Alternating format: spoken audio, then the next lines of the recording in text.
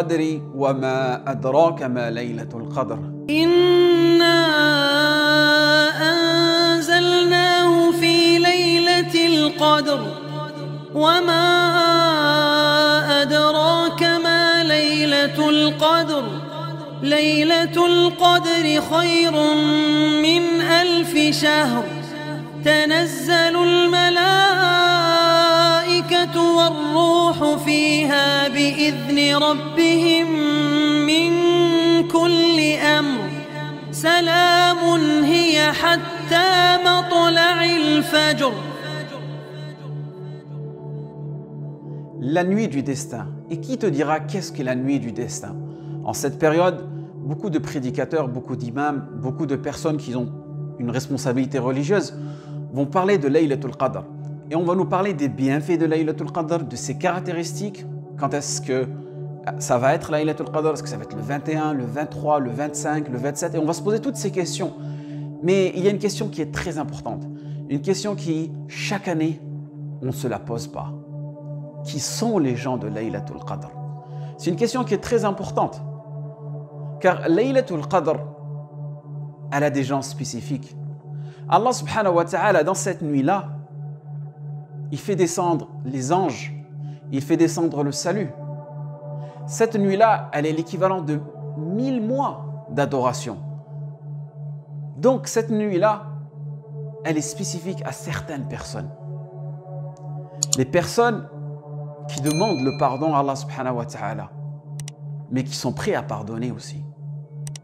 Comme il a été rapporté par Aïcha radiyallahu anha, où le prophète sallallahu alayhi wa sallam nous conseille la meilleure des du'as.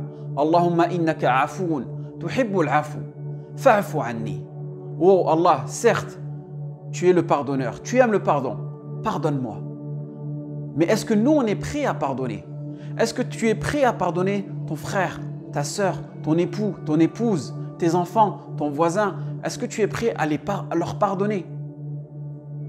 Tu es prêt à demander le pardon, mais est-ce que tu es prêt à pardonner? Est-ce que tu t'es déjà posé cette question? Cette question, elle est très très importante. Peut-être qu'ils ont commis une injustice envers toi. Peut-être qu'ils ont commis un manquement envers toi. Est-ce que tu es prêt à leur pardonner? Et je vais aller beaucoup plus loin que ça. Toi, si demain tu as commis une injustice envers une personne, est-ce que tu es allé la voir et lui demander le pardon? Est-ce que tu as déjà fait ça? Est-ce que tu es prêt à faire ça? Car Laylatul Qadr, le fait, ce n'est pas juste de lever ses mains et d'avoir des larmes qui descendent jusqu'à en faire noyer le tapis de prière, alors que des milliers de personnes, des centaines de personnes pleurent à cause de toi chaque jour. Peut-être tu commets de l'injustice de partout. Avec notre langue, on n'épargne personne. Médisance, on calomnie, on ment, on dénigre des personnes. Et après, on recherche Laylatul Qadr pour demander le pardon. Mais demander le pardon, c'est entre toi et Allah subhanahu wa ta'ala. Allah subhanahu wa ta'ala, il peut te pardonner. Des personnes peut-être qui n'ont pas prié des années, des personnes qui ne payent pas la zakat, des personnes qui n'ont pas jeûné, si elles se repentent de manière sincère, Allah subhanahu wa ta'ala va leur pardonner. Tout simplement parce que la relation entre créateur et créature, Allah subhanahu wa ta'ala, c'est le tout miséricordieux. Par sa rahma, il peut te pardonner. Par contre, Allah subhanahu wa ta'ala, il n'intercède pas entre deux créatures. Donc si tu as commis une injustice envers une créature, pardonne-lui, demande-lui le pardon avant de demander le pardon au créateur. Et quand je dis une créature, ça peut être un musulman, ça peut être un non-musulman, ça peut être une créature humaine, ça peut être une créature animale. Quand vous connaissez les deux hadiths sahih où une femme est rentrée en enfer à cause d'un chat qu'elle a maltraité. Et un autre hadith, une femme qui était une prostituée, elle est rentrée au paradis grâce à un chien qu'elle a abreuvé. Donc on voit ici l'importance que le musulman, il ne doit pas commettre l'injustice. Surtout pendant ce mois de Ramadan. Donc si tu as des injustices envers des personnes, envers des créatures, peut-être que tout simplement un animal domestique à la maison que tu maltraites, et peut-être qu'à cause de cette maltraitance, Allah subhanahu wa ta'ala, il te ferme les portes de la rahma. Donc il faut se remettre en question, surtout pendant ce mois de Ramadan. Car si tu ne te mets pas en question pendant ce mois de Ramadan, quand est-ce que tu vas faire ça? C'est un mois béni, un mois de rahma. Et surtout les nuits qui arrivent, ces 10 nuits-là. Et surtout Laylatul Qadr. Donc le musulman doit se préparer pour Laylatul Qadr. D'accord? Il est important, certes, de se connaître ses bienfaits, ses caractéristiques, mais il est beaucoup plus important aux musulmans de se remettre en question. Donc dans ce mois béni, soyez miséricordieux, comme il était rapporté par le prophète sallallahu alayhi wa sallam. Ar-Rahimoun yarhamuhumur Rahman.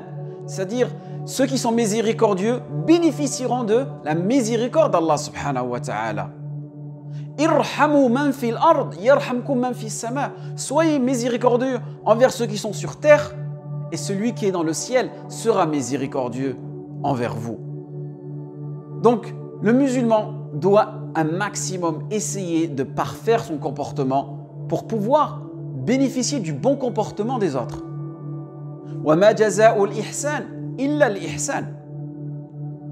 Il n'y a d'autre récompense pour la bienfaisance que la bienfaisance. Et la personne elle ne doit pas simplement s'appuyer sur ses actions et non pas simplement s'appuyer sur la miséricorde d'Allah subhanahu wa ta'ala. Elle doit essayer d'avoir les deux, doivent être complémentaires. Le prophète sallallahu alayhi wa sallam, il lui a été demandé, est-ce que tu rentreras au paradis avec tes actions? Le prophète sallallahu alayhi wa sallam a dit non, que par la miséricorde d'Allah subhanahu wa ta'ala. On voit ici l'importance de la miséricorde entre les musulmans. Et pour atteindre cette miséricorde, on doit avoir une certaine justice entre nous.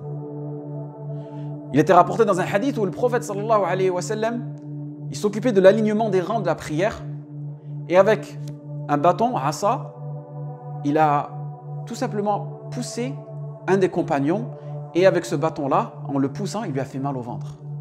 Et le sahaba lui a dit « Awja'tani ya Rasulullah, tu m'as fait mal ». Le prophète sallallahu alayhi wa sallam, regardez son comportement. Pourtant, c'est le prophète, c'est le guide.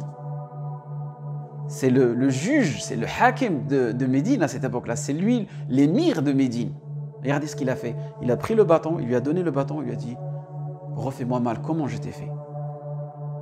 Et nous, parmi nous aujourd'hui, parmi les injustices qu'on commet, est-ce qu'il y a une certaine personne qui va voir l'autre personne et essayer de réparer l'injustice? Donc on voit l'importance que c'est bien de connaître les caractéristiques de Laylatul Qadr, c'est bien de connaître quelle est la dua qu'il faut utiliser, mais il faut se préparer. Il faut préparer son cœur pour Laylatul Qadr. Illa man atallaha biqalbin salim. Seulement la personne qui aura un cœur sain, c'est-à-dire sain de l'injustice, que ce soit envers le Créateur ou que ce soit envers les créatures. Et là, Inch'Allah, ta dua elle sera acceptée. Et là, tu bénéficieras réellement des bienfaits de Laylatul Qadr. Il ne faut pas se mentir à nous-mêmes, de mettre le bel habit, d'aller à la mosquée, d'être Laylatul Qadr, être prêt pour Laylatul Qadr. Mais au fond de nous, on sait tous qu'on a commis une injustice envers quelqu'un. On sait tous qu'on ne parle pas à une personne très proche de nous. On sait tous que ça fait des mois et des semaines qu'on ne parle plus à nos parents, qu'on ne parle plus à nos proches, qu'on a commis une injustice, que tu as triché dans ton commerce, tu as triché avec la personne qui est la plus proche pour toi.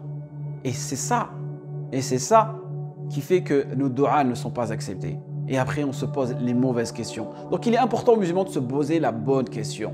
Qui sont les gens de Laylatul Qadr? Man hum ahlu Laylatul Qadr? Wafaqa Allahu jami' lima yuhibbu wa yarda. Wassalamu alaykum wa rahmatullahi.